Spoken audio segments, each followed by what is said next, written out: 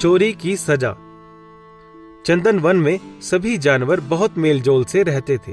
सब बहुत मेहनत से अपना अपना काम करते थे, लेकिन एक लोमड़ी मौसी ऐसी थी जो कुछ भी काम नहीं करती थी।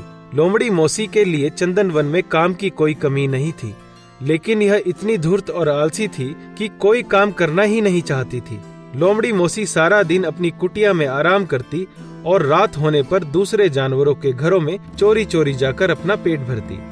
कई जानवरों ने लोमड़ी को चोरी चोरी खाते पकड़ा था, लेकिन वह फिर भी हेरा फेरी करने से बाज नहीं आती थी। एक दिन लोमड़ी जंगल में घूम रही थी।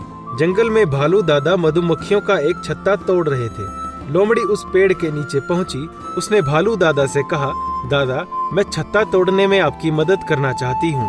ठीक है, तुम मेरे लिए कुछ काम करोगी तो मैं तुम्हें खाने के लिए शहद दूंगा। तुम लकड़ियाँ और घास फूस इकट्ठा करके पेड़ के नीचे जलाओ। लकड़ियों के धुएं से मधुमक्खियां दूर भाग जाएंगी तो मैं आसानी से छत्ता तोड़ लूंगा। भालू दादा की बात मानकर लोमड़ी मौसी ने ऐसा ही किया। लकड़ियों के धुएं से मधुमक्खियां भाग गई तो भालू दादा ने छत्ता तोड़ लिया। घर जाकर भालू दादा ने शहद निकाला और लोमड़ी मौसी को खाने को दिया। शहद बहुत स्वादिष्ट था। लोमड़ी मौसी के मन में सारा शहद खाने का लालच हो रहा था। वह मन ही मन सारा शहद खा जाने की तरकीब सोचने लगी। अगले दिन लोमड़ी मौसी और भालू दादा जंगल में गए। बहुत देर तक दोनों जंगल में घूमते रहे। बहुत देर के बाद उन्हें एक मधुमक्खियों का छत्ता दिखाई दिया। भालू दादा ने लोमड़ी से लकड़ियां इकट्ठी करके जलाकर धुआं करने को कहा। लोमड़ी तो वहां से भागकर भालू दादा की झोंपड़ी में रखे शहद को चट कर जाने की तरकीब सोच रही थी। भालू दादा ने लोमड़ी से लकड़ियां इकट्ठी करने के लिए कहा तो वह झट से बोली, दादा, मुझे बहुत जोर से प्यास लगी है। मेरा गला सूख रहा है। मैं नदी पर जाकर अभी पानी पीकर आती हूँ। यह कहकर लोमड़ी नदी की ओर दौड़ पड़ी। बहुत देर तक लोमड़ी नहीं आई तो भालू दादा खुद ही लकड़ियां इकट्ठी करने लगे। लोमड़ी मौसी दौड़ती हुई भालू दादा के घर पहुंची और वहां रखा हुआ सारा शहद खाकर दौड़ती हुई जंगल में भालू दादा के पास पहुंची। भालू दादा लकड़ियां जलाकर छत्ता तोड़ चुके थे। लोमड़ी मौसी के साथ घर लौटकर भालू दादा ने हांडी देखी तो बड़ा हैरान हुआ। हांडी में शहद नहीं था। भालू दादा ने नए छत्ते में से लोमड़ी को शहद दिया।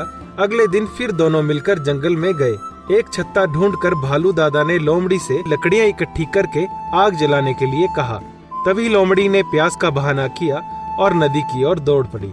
भालू दादा को लोमड़ी की हरकत पर हैरानी हुई और वह लोमड़ी के जाने के बाद अपनी झोंपड़ी की ओर चल दिए। उसे लोमड़ी पर शहद चोरी करने का संदेह हो गया था। लोमड़ी शहद खाकर झोंपड़ी से बाहर ही निकल रही थी कि भालू दादा ने उसे पकड़ लिया। आज भी लोमड़ी सारा शहद चट कर गई थी। भालू ने लोमड़ी को पकड़कर डंडे से खूब पिटाई की। चंदन वन के दूसरे जानवर भी वहां इकट्ठे हो गए थे। सबने लोमड़ी को पीटते हुए देखा। उसे उसकी करनी का फल मिल चुका था। भालू की मार खाकर लोमड़ी शर्म के मारे चंदन वन छोड़कर दूसरे वन में चली गई थी। इसी तरह शिक्षाप्रद कहानियां सुनने के लिए आप हमारे चैनल को सब्सक्राइब करें और बेल आइकन जरूर दबाएं।